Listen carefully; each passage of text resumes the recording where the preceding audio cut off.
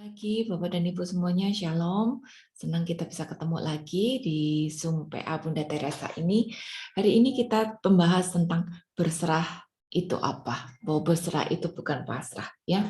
Sering di dalam hidup kita itu mengalami masalah yang bertubi-tubi.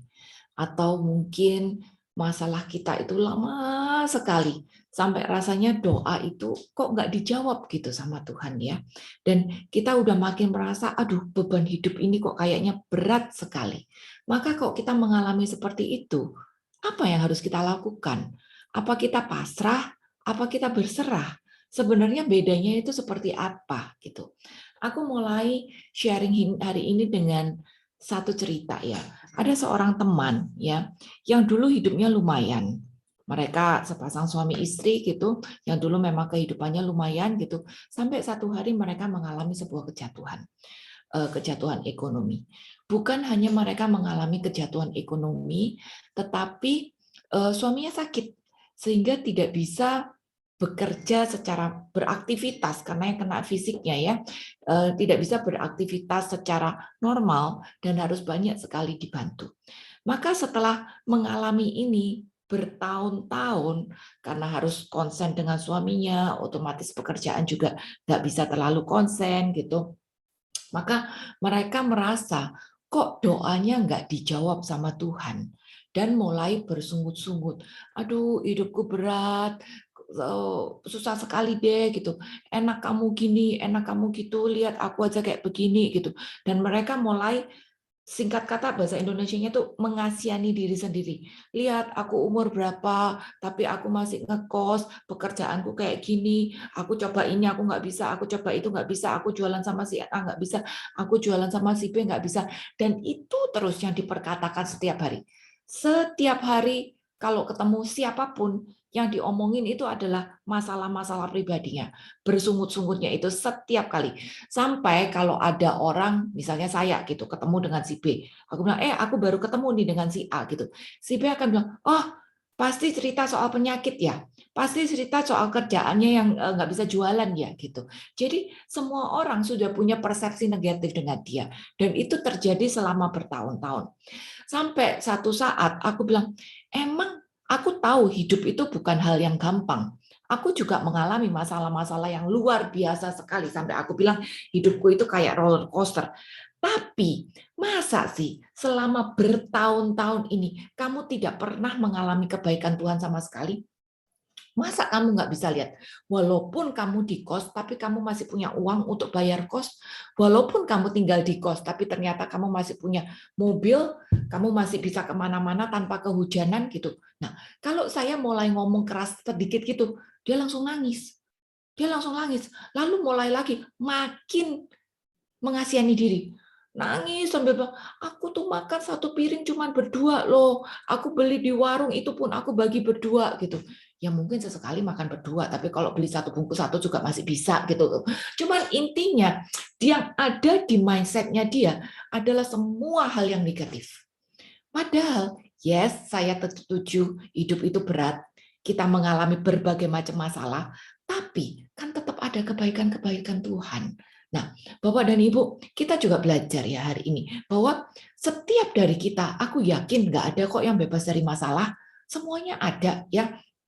Tapi sikap apa yang bisa kita ambil sehingga setiap ujian yang Tuhan izinkan terjadi di dalam kehidupan kita itu tidak membawa kita makin down, tapi harus bisa kita pakai sebagai sebuah batu loncatan iman untuk membuat kita makin naik, makin mendekat sama Dia.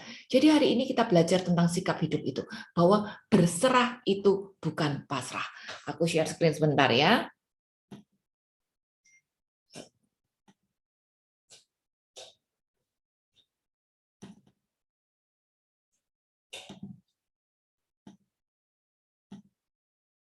Oke, udah muncul ya.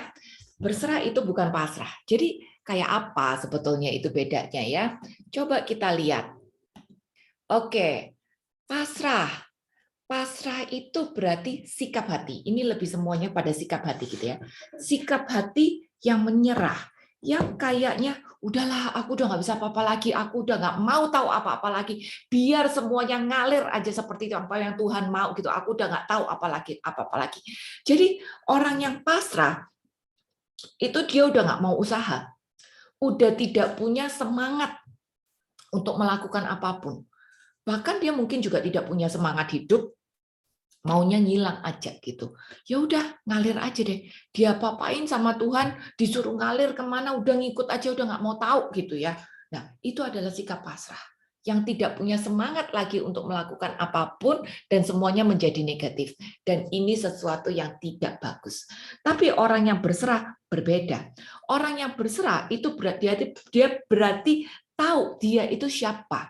Dia itu adalah hamba yang hanya disuruh untuk menyenangkan tuannya, dia itu adalah bejana yang lagi dibentuk, dia itu hanya tanah liat yang lagi dibakar untuk dibentuk untuk menjadi bejana yang lebih bagus untuk kemuliaan Tuhan. Jadi orang yang berserah, dia bisa memberikan diri sepenuhnya kepada keputusan Tuhan sambil mengusahakan yang terbaik.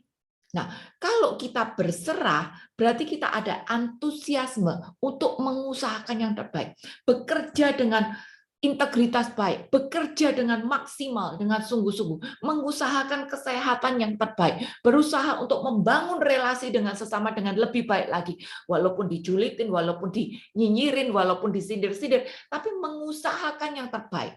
Nah, nanti hasilnya bagaimana, kita serahkan pada Tuhan. Kalau hasilnya sesuai dengan kehendakku, apa yang aku inginkan, puji Tuhan. Tapi kalau hasilnya tidak sesuai dengan keinginanku, aku pun juga tidak akan marah. Aku pun juga tidak akan sakit hati. Karena itu adalah keputusannya Tuhan. Itu adalah hak vetonya Tuhan. Jadi Bapak dan Ibu, orang yang berserah itu adalah orang yang bisa dewasa rohani. Karena dia bisa memberikan seluruh kepadaannya pada Tuhan. Walaupun secara daging enggak enak. Walaupun kehidupannya berat. Walaupun masalah bertubi-tubi. Walaupun doa tidak terjawab. Tapi dia tidak apa-apa. Dia menyerahkan itu sebagai keputusannya Tuhan. Bagian dia adalah mendekatkan diri pada Tuhan dan mengusahakan yang terbaik. Itu. Jadi dia tidak lari dari masalah, dia tidak lari dari relasi, dia tidak diam aja, tapi mengusahakan yang terbaik.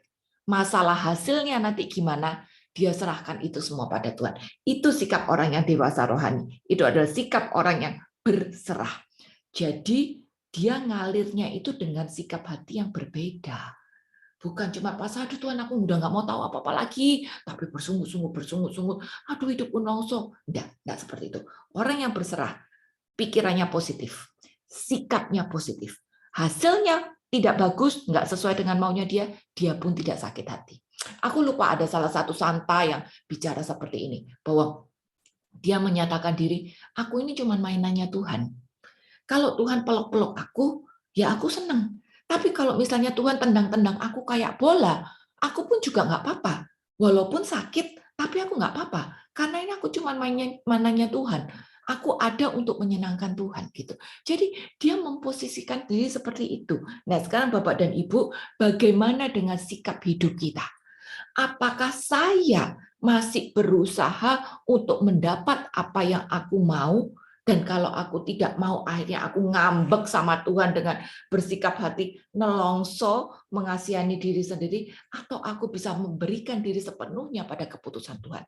Kalau hasilnya tidak sesuai dengan apa yang aku harapkan, aku tetap tidak apa-apa. Aku tetap makin mendekat sama Tuhan. Nah, sebetulnya itu adalah sikap berserah.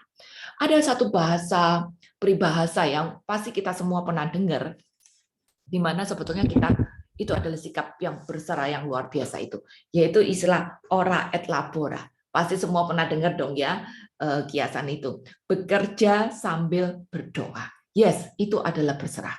Di mana kita tidak hanya harus berdoa.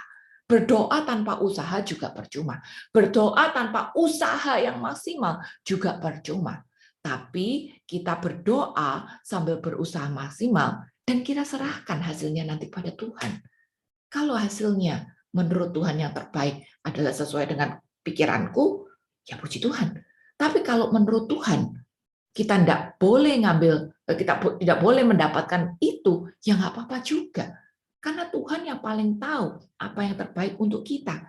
Jadi jangan kecewa kalau misalnya apa yang sudah kita usahakan ternyata hasilnya berbeda dengan yang apa kita harapkan. Karena Tuhan tetap mau kita belajar untuk berserah itu.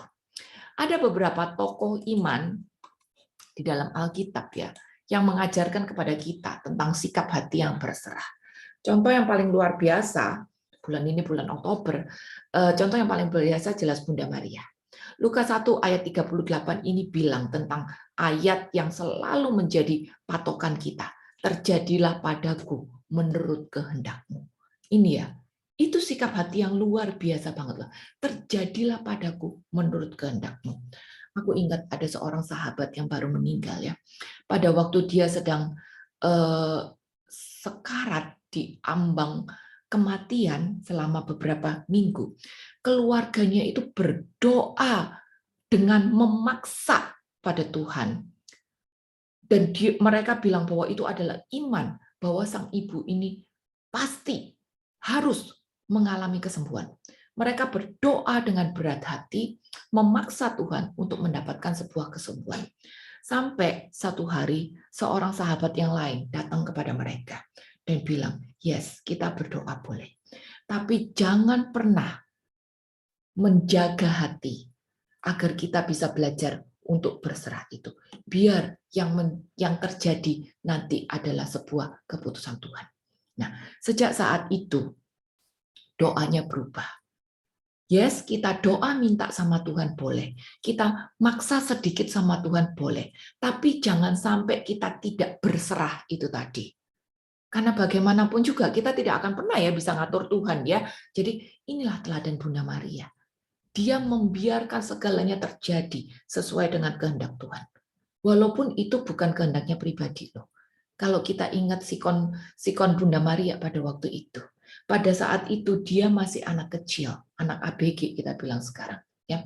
Tapi dia disuruh hamil di luar nikah. Hamil oleh siapa? Roh Kudus.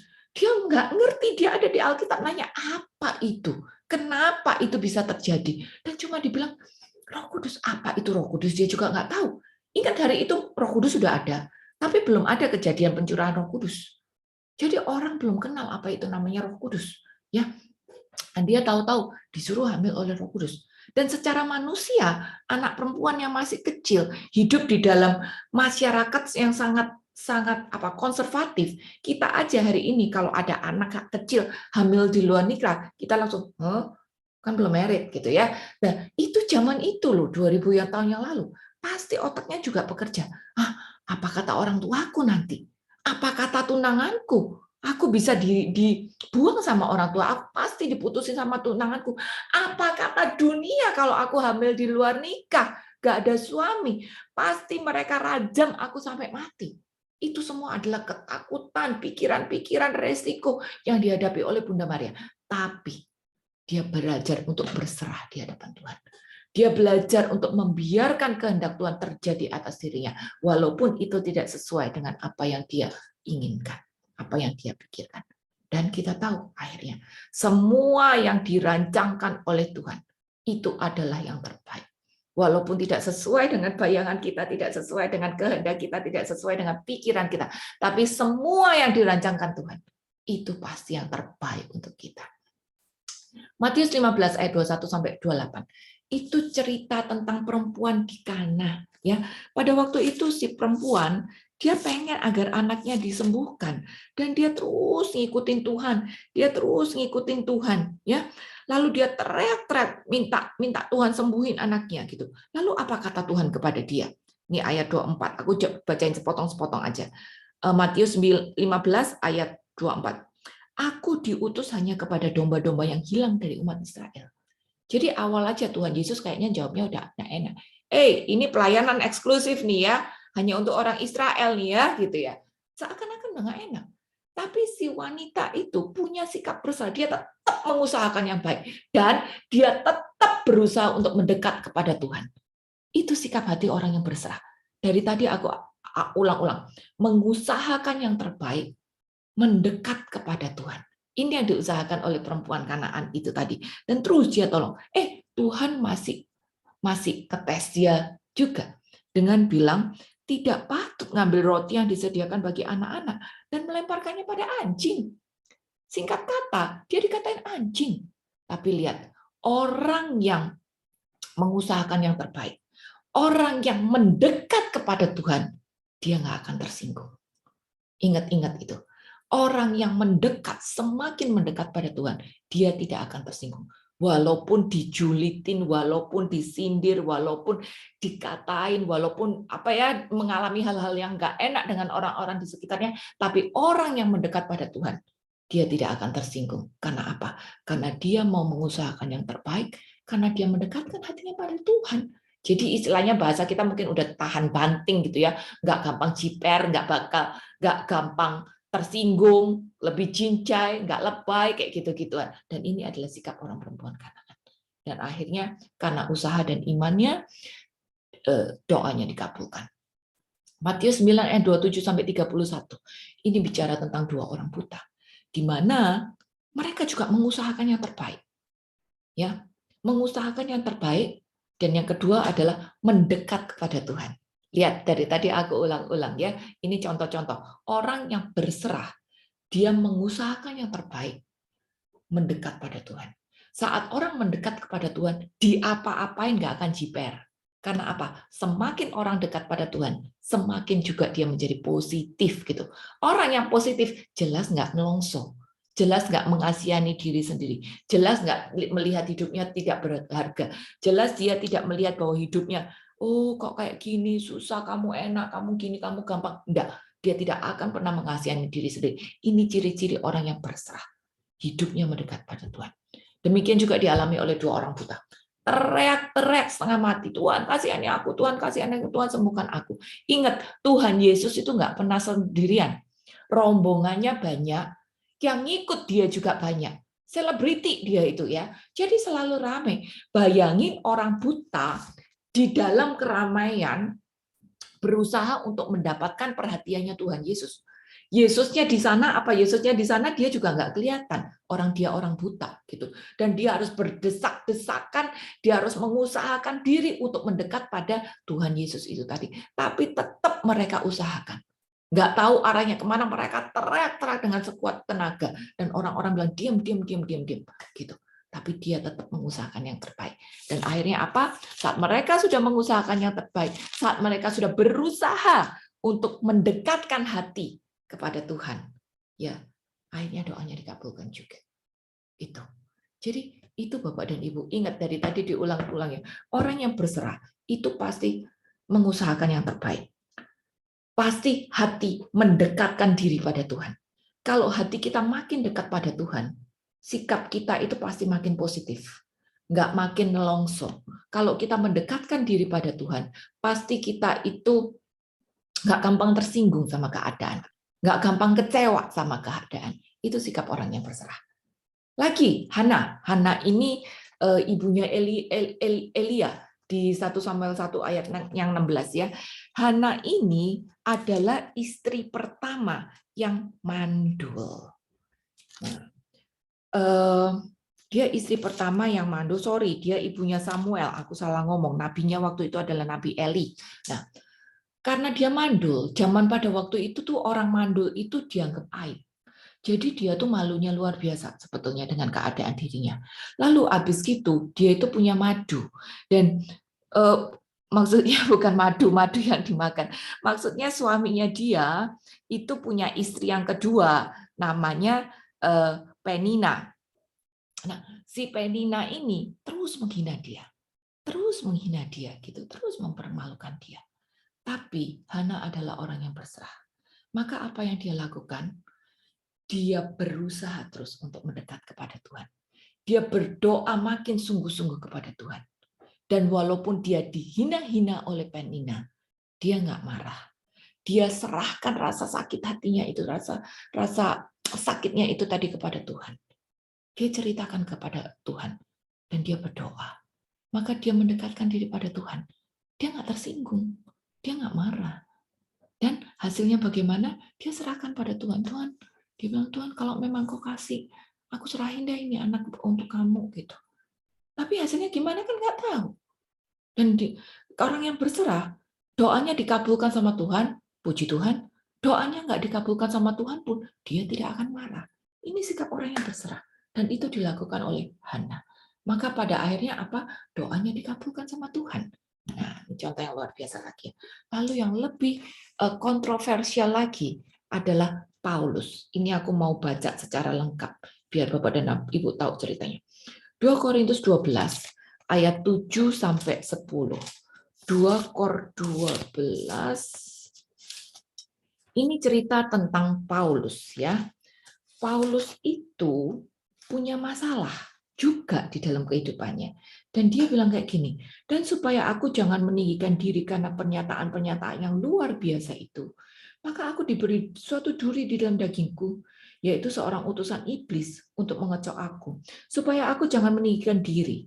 Tentang hal itu, aku sudah 3 kali berseru pada Tuhan, supaya utusan iblis itu mundur daripadaku. Tapi jawab Tuhan kepadaku, cukuplah kasih karuniamu bagimu, sebab justru dalam kelemahanlah kuasaku menjadi sempurna. Sebab itu, lebih aku suka bermegah atas kelemahanku, supaya kuasa Kristus turun menaungi aku. Karena itu aku senang dan rela di dalam kelemahan, di dalam siksaan, di dalam kesukaran, di dalam penganiayaan, dan dalam kesesakan. Oleh karena Kristus, sebab jika aku lemah, maka aku kuat. Bapak dan Ibu, Paulus loh, orang selevel Paulus, dia itu nulis lebih dari setengah kitab perjanjian baru. Dahsyatnya luar biasa. Dia itu berbuah sampai hari ini, 2000 tahun setelah dia wafat. Tapi ternyata dia juga punya doa yang tidak dikabulkan. 3 kali dia mohon sama Tuhan. 3 kali dia mangsa sama Tuhan. Tapi Tuhan bilang, cukup kasih karunia-Ku bagimu. Doanya kagak dikabulkan. Orang selevel Paulus ternyata tidak semua doanya dikabulkan. Dan karena doanya tidak dikabulkan, Paulus bilang, biar di dalam kelemahan kuasa Tuhan menjadi sempurna. Lihat betapa luar biasanya. Nah, di sini kita bisa introspeksi diri Bapak dan Ibu bahwa tidak semua doa kita itu dikabulkan. Dan memang Tuhan izinkan ada masalah-masalah di dalam kehidupan kita. Dengan tujuan apa? Agar kebesarannya itu makin dinyatakan di dalam kehidupan kita. Agar kita juga makin rendah hati. Paulus sadar loh. Paulus sadar loh akan itu. Dan dia bilang itu, agar dia jangan meninggikan diri lagi. Berarti lewat segala macam isu di dalam kehidupan kita, Tuhan mendidik kita akan makin rendah hati, makin rendah hati, makin rendah hati. Ini aja disadari oleh Paulus. Gitu. Jadi demikian juga kita harus belajar lewat berbagai macam masalah hidup. Sikap yang berserah itu bukan cuman belajar mengusahakan yang terbaik, mendekatkan diri sama Tuhan, tapi juga harus makin rendah hati. Masalah doa dikabulkan atau enggak, itu bagiannya Tuhan. Ya, kalau doa kita tidak dikabulkan, berarti Tuhan mau kita menunjukkan bahwa kuasanya bekerja di dalam kita. Kalau kita sanggup, itu bukan karena kuat gagah kita, tapi karena Tuhan yang ada di dalam kita, itu yang membuat kita sanggup. Jadi Bapak dan Ibu, itulah berserah. Paulus nggak marah pada waktu doanya udah dikabulkan sama Tuhan, enggak dikabulkan sama Tuhan. Dia nggak bilang, Tuhan, aku udah usahakan yang terbaik, aku udah keliling-kelilingan, aku udah tinggalin jabatanku, udah ditinggalin keluargaku, atau aku udah mengalami aniaya segala macam. Kenapa Tuhan kau izinkan ini terjadi pada hidupku? Enggak, Paulus nggak ngomong kayak gitu. Nggak apa-apa. Kuasa Tuhan dinyatakan lewat kelemahan-kelemahan ini justru makin sempurna. Karena saat aku lemah, aku bisa kuat di dalam Dia. Nah, Bapak dan Ibu, sikap itu yang harus kita punya saat kita berserah. Tapi di balik itu juga kita harus juga belajar. Karena aku tahu ya, sering kita sebagai manusia itu tuh mendakwa, menghakimi orang lain. Kita suka lihat orang, oh itu orang doanya nggak dikabulkan. Kenapa ya sakitnya kok nggak diberesin sampai saat ini? Kenapa ya keluarganya kok sampai hari ini berantakan? Kenapa ya relasinya dengan suami, dengan saudara kok tidak bagus ya? Kenapa ya? Jangan-jangan dia kurang doa. Jangan-jangan dia nggak sungguh-sungguh atau apapun juga, Bapak dan Ibu. Bukan bagian kita untuk menghakimi orang, ya, karena penghakiman itu adalah milik Tuhan. Ibrani 10 ayat 30. Kalau kita menghakimi orang dan bilang, wah doanya dia tidak dikabulkan, kenapa relasinya nggak bagus, kenapa keluarganya kayak gini, kenapa ekonominya kayak gini, kenapa sakit panggungnya begini, jangan-jangan dia kurang dekat sama Tuhan, kenapa doanya tidak dikabulkan. Pada saat kita menghakimi orang itu, sebenarnya kita sudah mencuri haknya Tuhan. Karena yang berhak menghakimi itu hanya Tuhan, bukan kita. Jadi hati-hati. Belajar dari cerita Paulus. Paulus pun ada juga doanya nggak dikabulkan. Dia juga punya kelemahan-kelemahan. Dan itu tidak apa-apa. Tapi bagian kita, saat kita mengalami doa yang tidak dikabulkan, saat kita mengalami masalah-masalah di dalam hidup, kita pakai masalah-masalah itu justru untuk menunjukkan bahwa Tuhan yang bekerja di dalam kita. Dan ini adalah sikap yang luar biasa banget yang harus kita teladani dari Paulus dan semua tokoh-tokoh iman itu. 2 Raja-Raja 24 ayat 11-12. Ini cerita tentang Yoyakim, ya. Itu raja-raja di zaman Perjanjian Lama. Singkat kata, Yoyakim itu dulunya itu adalah buron. Tapi karena dia belajar untuk berserah, dia belajar untuk taat sama Tuhan, maka dia boleh lepas baju tahanan. Dia boleh lepas baju tahanan dan dia boleh tetap makan di mejanya raja. Seperti itu gitu. Tapi sebenarnya dia tetap menjadi seorang tahanan, jadi bukan sesuatu yang enak-enak banget gitu ya. Tapi berbeda dengan raja-raja yang lain, Sedekia atau segala macam ya. Mereka adalah yang marah gitu dengan keadaan dan memang hidupnya lebih berat. Tapi Bapak dan Ibu, Yoyakim walaupun hidupnya jauh diberkati, jauh lebih enak daripada orang-orang lain, tetap dia adalah seorang yang tertindas. Dan dia tidak marah dengan keadaannya. Dia nggak bilang, Tuhan aku kan sudah taat, aku kan sudah berusaha yang terbaik. Kenapa kau tidak kabulkan doaku? Kenapa aku tetap gini-gini aja? Enggak. Jadi sekali lagi, orang yang berserah itu pasti punya sikap hati yang mau mendekatkan diri kepada Tuhan, otomatis dia akan makin rendah hati, otomatis dia tidak akan marah dengan keadaan walaupun yang terjadi tidak sesuai dengan kehendaknya dia, dan terus mengusahakan yang terbaik. Jadi berbeda. Sikap hatinya berbeda, tindakannya bisa berbeda juga. Ya. Orang yang pasrah, tindakannya bisa mungkin sama, tapi sikap hatinya berbeda. Jadi yang paling penting di sini adalah sikap hati. Karena sikap hati yang positif itu menunjukkan ketulusan, kesungguhan yang luar biasa. Atau contoh yang terakhir aku tulis di sini Yusuf. Baik Yusuf perjanjian lama ataupun Yusuf perjanjian baru, dua-duanya hidupnya sengsara Bapak dan Ibu. Yusuf perjanjian baru nggak pernah menyangka dia harus mengawini Maria yang sudah hamil. Tapi ternyata ada mimpi yang menyuruh dia kawin sama Maria. Dan dia lakukan. Dan di awal-awal dia juga bertanya-tanya kan, ini kan ada cerita dia mau mutusin tunangannya secara diam-diam kan. Berarti kan ada keraguan-raguan dalam dia. Sampai dia diyakinkan lewat mimpi. Tapi ternyata setelah kawin dengan Maria, sedang menikah dengan Maria, hidupnya nggak enak loh. Dia harus lari. Karena Yesus ini menjadi buron sejak dari dalam kandungan. Dia harus lari, dia harus konstan lari, sembunyi gitu. Terus anaknya udah ABG, sempat bandel pula kan dia kabur dari dia, diam aja di bait Allah gitu. Jadi hidup Yusuf bukan satu hidup yang gampang. Dia harus bekerja juga untuk menghidupi keluarganya. Walaupun yes di awal-awal Allah Bapa kasih dia modal dalam bentuk dari 3 raja. Mazmur dupa dikasih modal untuk hidup. Tapi setelah itu dia pun juga harus kerja. Jadi hidup Santo Yusuf bukan hidup yang gampang.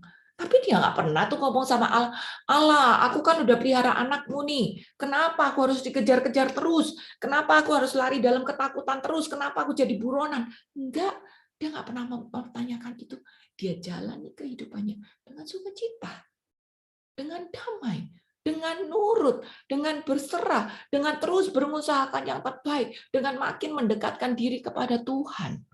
Dia nggak pernah bilang, oh, gue nih orang yang kepilih nih, aku jadi bapaknya Allah Bapak loh. Nggak pernah. Jadi dia makin merendahkan hati juga, makin ngumpet di dalam kehidupannya. Bahkan ada sedikit sekali cerita tentang Yusuf di dalam Alkitab. Padahal dia adalah tokoh yang sangat besar, jadi bapaknya Tuhan Yesus sendiri. Kan? Luar biasa. Tapi Yusuf perjanjian lama, hidupnya juga banyak masalah. Dari kecil dia dimusuhin sama keluarga. Bapak dan Ibu, dimusuhin sama saudara itu enggak enak loh. Dimusuhin sama tetangga masih oke. Dimusuhin sama penjaga kios sebelah masih oke. Tapi ini dimusuhin sama keluarga sendiri. Betapa itu menyakitkan. Dan itu harus dialami Yusuf sejak kecil. Tapi dia nggak pernah bilang, aduh Tuhan, keluarga aku sendiri buang aku dijual dari budak, aku mau dibunuh. Aku harusnya jadi anak kesayangannya Bapak, tapi keluargaku bunuh aku. Yusuf nggak pernah ngomong gitu. Dia tetap usahakan yang terbaik di dalam hidupnya. Bahkan kita tahu dia mengampuni saudara-saudaranya yang udah sedemikian jahat sama dia. Bahkan dia udah mengusahakannya terbaik, kayaknya hidupnya lebih enak ya di rumah Potifar, tahu-tahu dia dilempar ke penjara. Di penjara dia masih usahakan yang terbaik, tahu-tahu dia dilupakan di dalam penjara. Lihat bagaimana di dalam hidup, walaupun dia terus mengusahakan yang terbaik, terus mengusahakan yang baik, terus kayak belajar berserah sama Tuhan, makin beriman, makin rendah hati, makin nurut, kayaknya selalu dibanting lagi, dibanting lagi, dibanting lagi. Tapi ternyata Yusuf justru lewat berbagai masalah itu, dia makin teguh sama imannya. Luar biasa kan? Jadi Bapak dan Ibu, belajar untuk berserah. Apapun sekarang kehidupannya kita hadapi, ya masalah apapun yang kita hadapi, jangan kita jadi orang yang cuma pasrah doang. Apalagi negatif, bersungut-sungut. Tapi belajar seperti tokoh-tokoh iman itu. Paulus, Yoyakim, Yusuf, Ibunda Maria, walaupun keinginannya tidak terjadi, itu malah mereka pakai untuk menunjukkan bahwa di dalam kelemahan kuasa Tuhan menjadi sempurna. Filipi 1 ayat 29 itu bilang tentang karunia untuk menderita. Bapak dan Ibu, setiap dari kita pasti kepengen untuk mendapat karunia. Karunia bernubuat, karunia menyembuhkan, karunia bahasa roh, karunia untuk mengartikan bahasa roh, ya macam-macam. Tapi tidak tentu kita dapat itu loh. Tidak tentu kita dapat itu. Tapi yang pasti setiap dari kita dapat Filipi 1:29, karunia untuk menderita. Kita tidak mau itu. Tapi justru setiap dari kita dapat dari itu. Jadi Bapak dan Ibu, yes, penderitaan itu adalah hal yang wajar. Tapi kita pakai penderitaan itu tadi bukan untuk makin longso, makin mengasihani diri, makin membanding-bandingkan. Tapi kita pakai itu tadi untuk makin mendekat sama Tuhan, untuk makin mengusahakan yang terbaik, untuk makin berserah, untuk makin rendah hati. Sehingga lewat keadaanku yang tidak enak, kuasa Tuhan itu tadi dinyatakan. Ini ada juga tokoh iman juga yang pernah down pada waktu menghadapi masalah.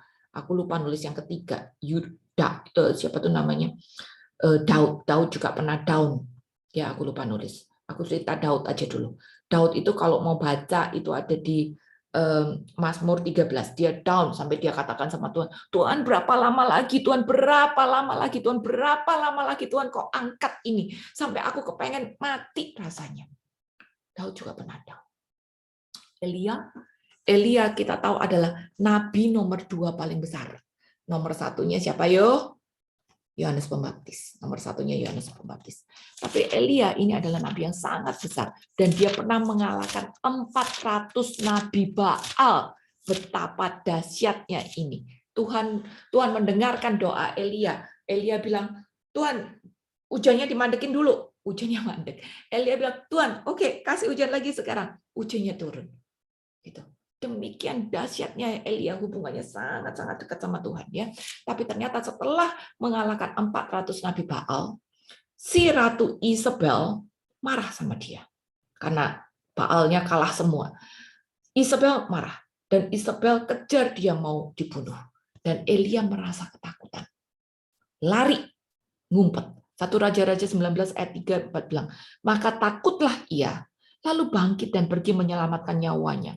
Dan setelah sampai ke Beersheba, yang termasuk wilayah Yehuda, ia meninggalkan bujangnya di sana. Tapi ia sendiri masuk ke padang gurun sehari perjalanan jauhnya, lalu duduk di bawah sebuah pohon arar. Kemudian dia ingin mati. Katanya, cukuplah itu sekarang ya Tuhan. Ambillah nyawaku, sebab aku ini tidak lebih baik daripada nenek moyangku. Lihat, Elia aja pernah down. Dia lari, bukan cuma lari dari kejaran Isabel, dia lari dari teman-temannya, dia cuma bawa bujangnya, dan terakhir bujangnya pun dia suruh mandek. dianya masuk padang gurun lebih dalam lagi, sendirian satu orang. Dan setelah sampai di padang gurun, apa yang dia ngomong? Pengen mati. Ambillah nyawaku ya Tuhan. Sampai pengen mati. Demikian down-nya dia. Bapak dan Ibu, ciri orang yang down, depresi, mengasihani diri sendiri, pasrah doang, itu dia bukan cuman bersungut-sungut. Dia bukan cuman negatif, yang dilihat jelek melulu. Tapi ciri orang yang makin down adalah dia meninggalkan orang-orang di sekitarnya.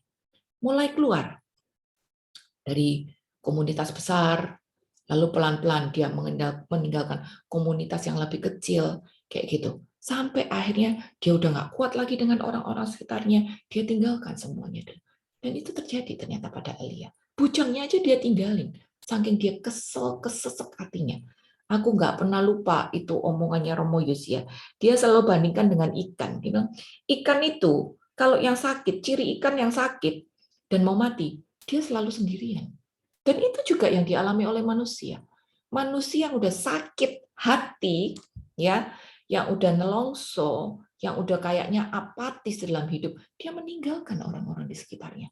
Makin ditinggalin, mungkin karena marah, mungkin karena kecewa, mungkin karena sakit hati dikatain, mungkin karena kesel dengan sikap orang itu, tapi dia tinggalkan itu. Nah, kita nggak beda dengan ikan ternyata. Dan itu juga terjadi pada Elia, sang nabi besar itu. Tapi lihat, setelah Elia down dengan keadaannya dan dia pengen mati, apa yang terjadi? Tuhan kasih pertolongan. Tuhan kirim malaikat dan kasih pertolongan. Dia bilang, makan, habis itu jalan lagi. Dan Elia taat. Di sini kita belajar. Apapun keadaan kita, Tuhan itu pasti kasih kita pertolongan. Agar kita sanggup untuk bangkit lagi, lalu berjalan lagi. Ingat bahwa pencobaan tidak melebihi kekuatan. Ingat, kalau kita jatuh, Tuhan tidak akan biarkan kita sampai tergeletak. Masalahnya, pada waktu Tuhan kasih kita pertolongan, jawab. Pegang pertolongan itu. Jangan jaim, jangan jual mahal, jangan menolak pertolongan itu. Dan jangan pikir pertolongan Tuhan itu bentuknya semua supranatural. Gak tentu. Kadang pertolongan Tuhan bisa lewat quote di TV, kadang pertolongan Tuhan bisa lewat teman, bisa lewat keluarga, bisa lewat apapun juga. Bisa juga lewat doa, lewat Alkitab, atau lewat hati nurani yang berbicara. Bisa lewat 1000 macam cara. Jadi jangan membatasi Tuhan, jangan nyari yang supranatural juga. Tapi pertolongan Tuhan bisa dengan berbagai macam cara. Contoh tadi, di awal aku cerita, teman yang hidupnya di kos, yang kehidupannya lagi susah, yang kayaknya lagi mengasihani diri sendiri gitu. Teman-teman pada bilang sama dia, kamu berrelasi sama orang jangan jutek, kamu tahu hidup kamu berat gitu. Tapi kalau kamu misalnya jualan, kamu jangan maksa. Kalau misalnya dia enggak mau, ya jangan diomel-omelin gitu. Kamu coba belajar untuk belanja biar hemat, jangan jajan melulu gitu. Berbagai macam cara juga teman untuk ajak dia berkomunitas, ayo doa bareng, ayo jalan-jalan bareng gitu. Tapi itu semua adalah bentuk-bentuk pertolongan Tuhan yang sederhana. Nah, masalahnya saat ada pertolongan itu tadi, pikiran kita mana? Pikiran kita tetap negatif atau pikiran kita bisa menjadi positif? Kita belajar sama Elia. Elia, nabi besar itu pun pernah down. Sampai meninggalkan semuanya. Sampai pengen mati. Tapi apa yang terjadi? Pada waktu Tuhan kirim pertolongan, dia bangkit, dia jawab. Maka dia bisa melanjutkan kehidupan, tugas perutusannya dengan luar biasa. Ini juga yang akan terjadi pada kehidupan kita ya. Kita juga dipanggil untuk melakukan sesuatu di dalam hidup ini. Hidup ini bukan hanya tentang awakku dewi, bukan tentang keinginanku, bukan tentang apa yang aku mau, tapi hidup ini tentang bagaimana aku melakukan apa yang Tuhan mau atas hidupku. Jadi, kalau kehendakku tidak terjadi, ya wis. Yang penting kehendak Tuhan terjadi atas hidupku. Ini yang dilakukan oleh Elia, Paulus, Yusuf perjanjian lama, Yusuf perjanjian baru, dan semua tokoh-tokoh iman. Ya, dan kalau kita lihat banyak santo-santa kita yang Katolik, matinya mati ngenes, mati tersiksa. Kok mereka mau ya disiksa kayak itu? Karena mereka bisa berserah kepada Tuhan. Nah, berikutnya Yudas. Kita tahu Yudas setelah tahu bahwa Tuhan Yesus akan disalib, dia pun juga menyesal akan perbuatannya. Tetapi apa yang terjadi pada waktu itu, Yudas malah lari dan dia gantung diri. Padahal sebenarnya kalau Yudas mau misalnya minta ampun sama Tuhan, pasti dia juga diampuni. Pasti dia juga diampuni. Gitu. Orang Petrus saja diampuni sama Tuhan Yesus. Dosanya Petrus kan lebih gede daripada dosanya Yudas. Yudas menjual demi uang. Petrus menyangkal loh. Menyangkal. Kita tahu keselamatan itu cuma dari Yesus. Dan dia menyangkal pokok keselamatan itu. Jadi dosa Petrus lebih besar daripada Yudas. Tapi apa yang terjadi? Yudas lari, meninggalkan semuanya. Lihat ya kayak Elia tadi, lari, meninggalkan semuanya, jadi sendirian. Lalu dia gantung diri. Bapak dan Ibu, aku nggak bilang kita bakal gantung diri, enggak. Tapi kalau kita berat, jangan kita pasrah, jangan kita negatif, jangan kita bersungut-sungut, apalagi sampai lari dari komunitas, lari dari grup atau apapun juga ya. Belajar untuk bertahan, belajar untuk setia, belajar untuk ikut makin mendekatkan diri pada Allah, makin berserah, makin mengusahakan yang terbaik. Karena semakin kita mendekat pada Allah, kita itu makin kuat, makin gak gampang tersinggung, makin sanggup. Dan di situ kuasa Tuhan dinyatakan. Nah, ini contoh iman yang pernah down juga. Ini beberapa ayat yang mengajar kita untuk berserah. Mazmur 31, ini cerita tentang Daud juga yang down ya. Dia bilang, "Kasihanilah aku ya Tuhan, sebab aku merasa sesak. Karena sakit hati mengidaplah mataku, meranalah jiwa dan tubuhku, sebab hidupku habis dalam duka, dan tahun-tahun umurku dalam keluh kesah. Kekuatanku merosot karena sengsaraku, dan tulang-tulangku menjadi lemah. Di hadapan semua lawanku aku tercela, menakutkan bagi tetanggaku, dan menjadi kejutan bagi kenalanku. Mereka yang melihat aku di jalan lari daripadaku. Aku telah hilang dari ingatan seperti orang mati, telah menjadi seperti barang yang pecah, sebab aku mendengar banyak orang berbisik-bisik. Ada kegentaran dari segala pihak. Mereka bersama-sama bermufakat mencelakakan aku. Mereka bermaksud mencabut nyawaku. Tetapi aku, lihat, begitu banyak keluh kesah. Keluh kesah sama Tuhan tidak apa-apa loh. Curhat sama Tuhan tidak apa-apa loh. Bedain ya. Curhat itu beda dengan bersungut-sungut. Kalau bersungut-sungut tuh diulang lagi, kayak nggak ada bagusnya. Tapi kalau curhat, ya kita menceritakan beban kita. Kayaknya negatif. Tapi setelah itu kita bangkit. Ini yang terjadi. Setiap kali Daud gitu. Ayat 15, tetapi kepadamu aku percaya ya Tuhan. Aku berkata, Engkaulah Allahku. Masa hidupku ada dalam tanganmu. Lepaskanlah aku dari tangan musuh-musuhku dan orang-orang yang mengejar aku. Lihat.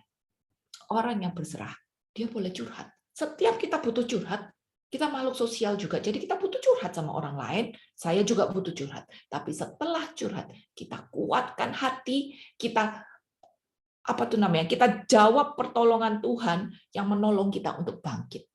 Dan ini diteladani oleh Daud itu.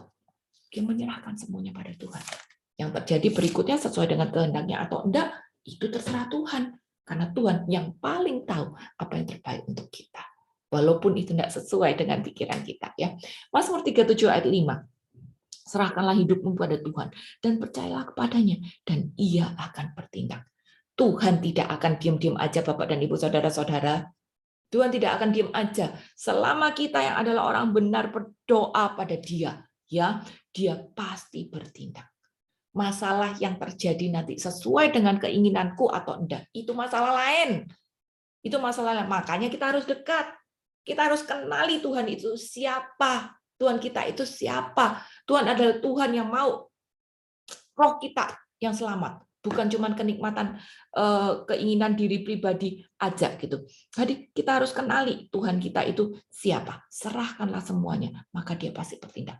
Aku jadi ingat. Aku harus pergi ya, ditraktir sama anak nih ya ceritanya ya. Dan aku harus bikin visa. Pada waktu anak itu ngajak, timingnya itu udah mepet banget. kurang lebih kurang 2,5 minggu. Padahal kita bikin visa hari ini itu susah sekali, bisa butuh waktu 2-3 bulan untuk bikin visa gitu. Dan anakku pada waktu ngajak itu timingnya udah mepet banget.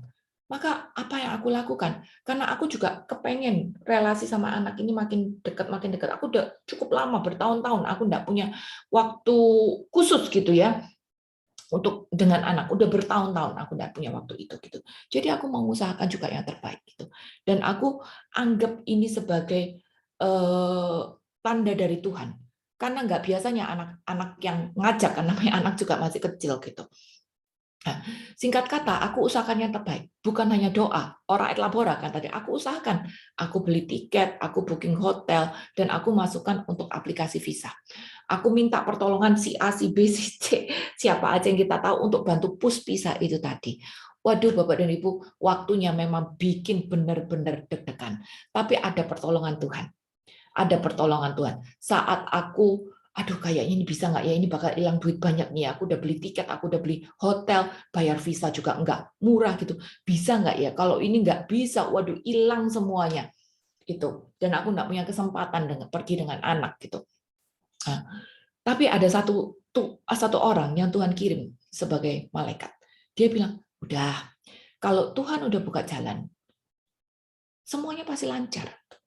Aku tahu Tuhan aku itu siapa. Memang dia suka bikin deg-degan, tapi aku tahu saat Tuhan sudah buka jalan, dia tidak akan tutup. Tidak akan ada yang bisa nutup. Saat Tuhan sudah buka jalan, tidak ada yang bisa nutup. Dan itu yang aku imani. Dan orang itu bilang, jaga mulut ya. Jangan sampai bilang gagal. Jangan sampai bilang nggak bisa. Itu bisa ditangkap sama si jahat. Dan itu memang benar. Itu memang benar. Jadi aku tanamkan di dalam imanku bahwa kalau memang Tuhan udah buka jalan, satu kesempatan bertahun-tahun yang aku udah lama tidak punya, tahu-tahu ditawarkan di depanku, aku udah berdoa, aku udah usahakan yang terbaik, dan itu adalah bukti kalau Tuhan udah buka jalan. Kalau Tuhan udah buka jalan, tidak ada yang bisa menutup. Maka walaupun yes, hati deg-degan, aku belajar untuk jaga mulut. Dan benar Bapak dan Ibu, sebenarnya untuk bisa keluar visa dalam waktu 2 minggu, bahkan lebih awal daripada yang dia janjikan waktu itu ya, cuma 12 hari, itu adalah sesuatu yang ajaib gitu. Bapak dan Ibu, Tuhan mau kita berserah. Bagian kita adalah usahakan yang terbaik. Bagian kita adalah mendekatkan diri dengan Tuhan. Saat kita mendekatkan diri pada Tuhan, sikap hidup kita pasti berubah. Dan di situ nama Tuhan ditinggikan. Amsal 3 ayat 5 dan 6. Amsal 3 ayat 5 dan 6.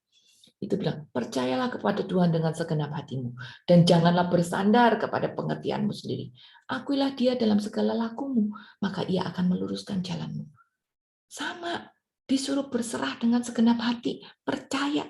Jangan kita pakai pengertian sendiri, jangan kita pakai kekuatan sendiri. Jangan kita bilang, harusnya gini, mauku gini, kenapa nggak gitu, kenapa dia giniin aku, karena kenapa dia ngomong gini sama aku, kenapa aku dikencet, kenapa aku disindir, kenapa aku dikatain. No, nggak usah bilang. Percaya sama Tuhan. Percaya sama Tuhan. Ikut teladannya Tuhan Yesus. Emang Tuhan Yesus enak disindir-sindir? Emang Tuhan Yesus enak dibilang gila? Emang Tuhan Yesus enak kayaknya digencet kiri kanan, dikatain, dijulitin kiri kanan? Kagak enak. Kagak enak. Tapi dia berserah. Bersandar pada Allah. Ya. Amsal 16 ayat 3 bilang, serahkanlah perbuatanmu pada Tuhan, maka terlaksanalah rencana. Bapak dan Ibu jangan salah tangkap ya. Rencana kita yang terlaksana itu adalah rencana yang sesuai dengan kehendaknya Allah. Bukan cuma menyenangkan aku atau maksudku, tapi rencana yang terlaksana adalah yang sesuai dengan kehendak Allah. Tapi kita usahakan yang terbaik selalu itu. 1 Petrus 5 ayat 7 dan 8 ini juga ngajar kita untuk berserah. 1 Petrus 5 ayat 7 dan 8. Serahkanlah segala kekhawatiranmu kepadanya, sebab ia yang memelihara kamu. Sadarlah dan berjaga-jagalah, lawanmu si iblis berjalan keliling, sama seperti singa yang mengaum-ngaum dan mencari orang yang dapat ditelannya.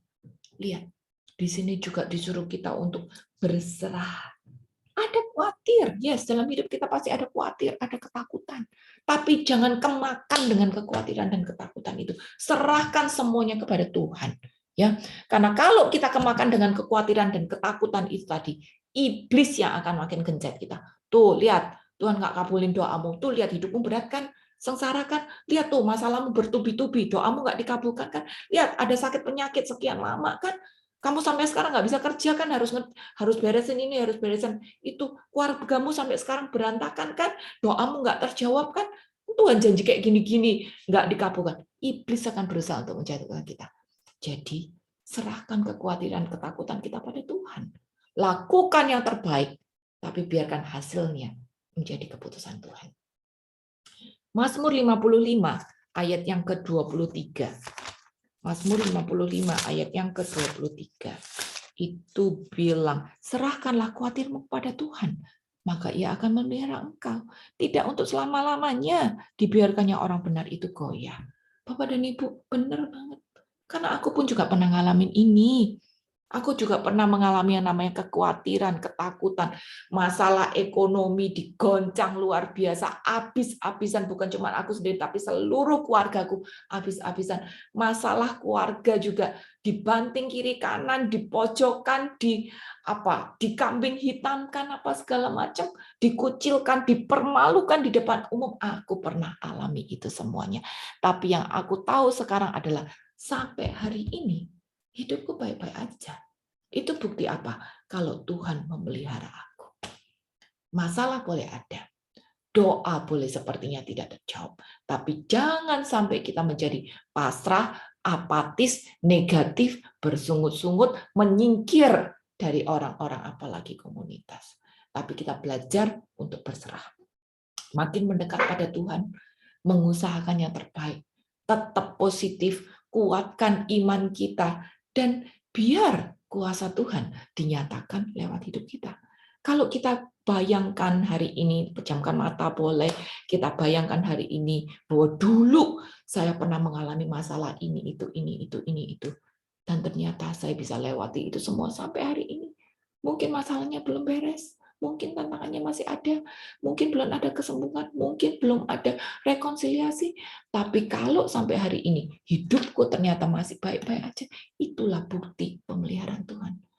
Bukti Allah yang bertindak. Bagian kita mau pegang terus atau enggak, mau jawab atau tidak saat Tuhan berikan pertolongan-pertolongan itu. Bapak dan Ibu, untuk kita semua yang lagi belajar untuk berserah, menjawab pertolongan diri, menunjukkan bahwa kuasa Tuhan sempurna di dalam kehidupan kita, kesanggupan kita karena pekerjaan Allah, kuasa Tuhan biar dinyatakan di dalam kehidupan kita, maka ada berkat. Kita selalu senang dengan berkat. Yes, ada berkat di balik berserah itu. Roma 14 ayat 17. Roma 14 ayat 17. Sebab kerajaan Allah bukanlah soal makanan dan minuman, tapi soal kebenaran dan damai sejahtera dan sukacita oleh Roh Kudus. Inilah Bapak dan Ibu yang Tuhan berikan kepada Anda dan saya. Orang dunia, semua orang dunia, sebenarnya mencari damai sejahtera dan sukacita itu. Cuma mereka salah. Orang dunia pikir bisa dapat damai sejahtera dan sukacita itu dari uang, dari jabatan, dari popularitas, dari kalau orang dengerin aku, followerku banyak, kalau kehendakku terjadi maka aku harus makin otoriter agar kehendakku terjadi. Orang dunia mikir seperti itu. Tapi ternyata damai sejahtera sukacita itu cuma ada di dalam Tuhan. Maka semakin kita mendekat pada Tuhan, semakin kita berserah, semakin kita dapat itu. Ingat sekali lagi, orang yang berserah, itu orang labora. Orang yang berserah, dia mengusahakan yang terbaik dan berdoa untuk mendekatkan diri kepada Tuhan. Dan saat dia mendekatkan diri kepada Tuhan, maka pasti makin ada kekuatan, makin ada ketenangan, makin ada kesanggupan, makin ada sukacita, makin ada damai sejahtera. Bapak dan Ibu bayangin aja, kalau misalnya ada Allah bertahta di dalam hidup kita, ya, ada Allah nih, Roh Allah bertahta di dalam kehidupan kita, menguasai, menjadi pilot atas hati dan pikiran seluruh kehidupan kita, ya. Kalau ada Allah di sini, masa saya mau tersinggung? Kalau ada Allah di sini, masa saya mau capek? Kalau ada Allah di sini, masa saya bilang, oh hidupku berat, kamu gampang, aku di hidupku kayak gini. Kalau ada Allah di sini, masa saya tertindas sama ketakutan, kekhawatiran? Kan enggak. Ada Allah loh di sini. Jadi sekarang cek diri masing-masing. Apakah ada sukacita, damai, sejahtera itu? Karena itu adalah bukti keadaan Allah. Ya, Yohanes 10 ayat 10b bilang bahwa Yesus datang, dia datang untuk memberi hidup dan hidup yang dalam kelimpahan. Dia bukan datang untuk memberi Anda dan saya hidup yang biasa-biasa aja, tapi hidup yang di dalam kelimpahan. Dan jangan pikir kelimpahan itu bicara soal duit ya, duit itu bonus, tapi kelimpahan itu bicara tentang damai, sejahtera, sukacita, kebenaran ini tadi. Adakah kelimpahan di dalam hidupku? Saat kita mengalami kelimpahan karena ada roh Allah ada di sini, maka segala macam masalah tidak membuat kita bersungut-sungut, tidak membuat kita tertindas, tidak membuat kita tersinggung, tidak membuat kita lari atau mutung juga. Ya, jadi lihat introspeksi diri sendiri. Dan kalau damai, sejahtera, sukacita ini belum maksimal, hari ini kita diingatkan agar ini bisa menjadi maksimal di dalam kehidupan kita. Ingat, bagian Allah sudah dilakukan. Bagian kita adalah menjawab apa yang Dia sudah berikan. Kita manusia ini punya kehendak bebas. Bisa milih mau ikut siapa. Bisa milih mau bersikap seperti gimana. Tapi mana sekarang yang menjadi pilihan kita? Kehendakku atau kehendaknya? Kalau kita milih kehendak yang terjadi, maka kita harus belajar berserah agar kita bisa mendapat berkat-berkat ini di dalam kehidupan kita. Berkat Tuhan tidak cuma nanti kalau kita udah check out, tapi berkat Tuhan, kelimpahan Tuhan ini bisa kita dapatkan sejak hari ini juga, Bapak dan Ibu. Jadi untuk Anda yang mau kejar ini, sikap berserah ini. Tapi memang ada penghalang. Semua nggak gampang. Ingat tadi 1 Petrus 5 ya, ayat 18, iblis selalu ada, berkeliling-keliling untuk mencari lawan yang bisa dia caplok. Iblis nggak pernah tidur, nggak pernah capek. Dia selalu keliling untuk cari celah. Dan begitu dia ada celah, dia caplok kita. Dan penghalang itu apa? Ketakutan, kekhawatiran, kebimbangan. Ya, itu dari diri sendiri loh. Ketakutan, kekhawatiran, kebimbangan itu diri sendiri. Berarti apa? Saya nggak percaya kalau Tuhan kasih jalan. Saya nggak percaya kalau cara itu yang paling baik. Kayaknya aku pikir caraku yang paling baik, mauku yang paling baik. Nah ini orang takut, khawatir. Jangan-jangan Tuhan nggak tolong. Aku harus gini nih. Jangan-jangan doaku nggak terjawab nih. Benar nggak sih Allah itu ada? Aku udah gini, aku udah gitu. Kok doaku nggak jawab? Ini ketakutan, kekhawatiran, kebimbangan itu semua dari diri sendiri. Makanya Tuhan bilang, positif. Pikiran harus positif. Dan itu dimulai dari hati. Selama kita terus membuka hati kita, membiarkan Allah bertata, maka biar hati ini menguasai pikiran kita. Bapak dan Ibu, hati sama pikiran, ini jaraknya cuma 2 jengkal. Tapi ini selalu menjadi pertentangan sepanjang hidup kita. Bagian kita, semakin kita mendekat sama Tuhan, ya, semakin roh Allah bertata di dalam kehidupan kita. Ini hati harus menguasai pikiran. Bukan kebalikannya. Karena kedagingan kita ada di sini. Dunia ada di sini. Tapi roh Allah ada di sini. Ya. Jadi biar hati kita menguasai pikiran kita. Sehingga kita bebas dari pikiran takut, pikiran khawatir, apa segala macam. Ya. Singkirkan itu. Itu kehendak bebas kita. Pilihan kita. Lalu singkirkan juga keangkuhan kita. Yang merasa, saya yang paling baik. Saya bisa atasin ini sendiri. Pendapatku yang paling benar. Pendapatku yang paling benar. Wah, kalau pakai caramu salah. Aku nggak mau gitu. Aku mau caraku. Gitu. Karena ini yang paling baik. Gitu. Tersinggung kalau pendapatnya, kehendaknya nggak terjadi. Ya, idenya nggak dipakai. Tersinggung. Gitu. Itu adalah keangkuhan. Ingat, bapak dari si sombong itu siapa? Itu aja deh. Ingat bapak dari si sombong itu siapa? Jadi belajar untuk lepaskan keangkuhan. Lihat tadi, salah satu ciri orang yang berserah adalah karena dia mendekatkan diri pada Tuhan, maka dia makin rendah hati. Makin rendah hati. Jadi singkirkan penghalang itu. Itu juga diri sendiri. lalu mengasihani diri sendiri. Ya, itu yang tadi aku cerita, aduh hidupku gini, hidupku gitu. Ingat, bangsa Israel itu salah satu alasan kenapa mereka semua tidak masuk ke dalam tanah perjanjian yang baru, ya angkatan pertama itu, karena mereka bersungut-sungut mengasihi diri sendiri. Dan orang yang mengasihi diri sendiri itu arah hidupnya makin turun, makin longsok. Aduh, hidupku berat. Doaku nggak dijawab. Aku dosa mati-matian, tapi semuanya kayak begini. Aduh, gitu. Setiap hari mengasihani diri sendiri. Hari kita jangan terjebak pada itu. Curhat boleh, tapi sesaat setelah curhat bangkit. Karena curhat kita kan tidak sendirian. Ada curhat sama teman, jadi teman itu sebagai sarana Tuhan kirim untuk tolong kita, atau kita curhat sama Tuhan lewat doa. Dan kalau kita memang tahu kita curhatnya sama Tuhan, ada roh Allah, pasti tolong kita untuk bangkit. Pasti tolong kita untuk bangkit. Kecuali doa kita cuma lip service doang ya. Tapi aku percayalah Bapak dan Ibu doanya bukan cuma lip service doang. Benar-benar bawa roh kita kepada Tuhan. Jadi singkirkan 3 penghalang ini. Karena kita mau belajar seperti Paulus, Yusuf, bahkan Tuhan Yesus sendiri. Tuhan Yesus juga pernah capek loh. Dia juga belajar berserah loh. Ingat pada waktu di Taman Getsemani, dia merasa bebannya begitu berat, iblis cobain dia, dan dia bilang sama Tuhan lewat doa, pada Allah lewat doa, Allah bilang, kau berkenan biarkan cawan ini berlalu daripadaku. Tapi bukan kehendakku, melainkan kehendakmu yang terjadi. Lihat bagaimana Tuhan Yesus sendiri sudah kasih contoh untuk berserah. Ya, jadi jangan mengasihani diri sendiri. Singkirkan penghalang itu. Ini adalah pilihan kita. Mau bersikap seperti apa. Nah, ini sedikit tip ayat terakhir ya. Sedikit tip agar kita bisa belajar untuk berserah. Matius 11 ayat 28 sampai 30. Ini pasti udah hafal semua ya, aku rasa ya. Marilah kepadaku semua yang letih, lesu dan berbeban berat. Aku akan memberi kelegaan kepadamu. Pikulah kuk yang kupasang dan belajarlah padaku, karena aku lemah lembut dan rendah hati, dan jiwamu akan mendapat ketenangan.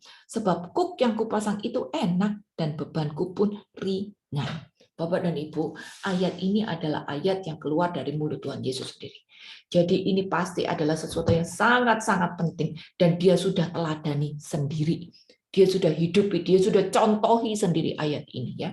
Pada saat hidup kita berat, dia bilang, datang, ayo kepadaku semua yang letih, lesu, berbeban berat, capek dengan masalah, datang. Jangan pasrah, tapi berserah. Datang. Dia panggil untuk datang. Dan pada saat kita datang kepada dia, hal pertama doa. Doa itu bukan cuma sekedar pada waktu kita formal berdoa, tapi doa itu juga pada waktu kita PA, PD, baca Alkitab, bahkan kita bisa bawa kehidupan kita sehari-hari sebagai doa, dan harusnya seperti itu.